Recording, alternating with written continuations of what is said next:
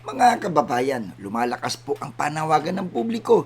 Ayon po kasi sa survey, umabot na po ng 74% ng mga Pilipino ang gustong matuloy ang impeachment trial ng Vice Presidente. Pero ang tanong ngayon, bakit parang may mga puwersang pilit na binababagal ang proseso? Habang hinihintay po ng taong bayan ang paglalabas ng ebidensya at katotohanan, tila mas inuuna pa ng ilang senador ang mga teknikalidad kaysa sa agarang pag-usad ng kaso. Para sa mga kritiko po, eto real talk. Hindi ito simpleng parliamentary procedure ha.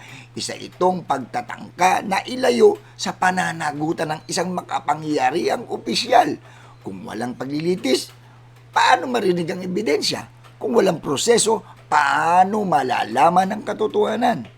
Ang Senado po ay ginawa para maging hukuman ng impeachment, hindi para maging depensa ng sinuman.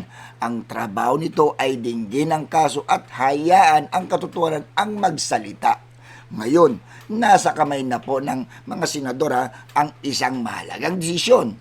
Susundin ba nila ang panawagan ng mamamayan o hahayaang manaig ang politika? Ang tanong ng bayan, bakit takot na takot ang iba sa isang bukas at patas na paglilitis?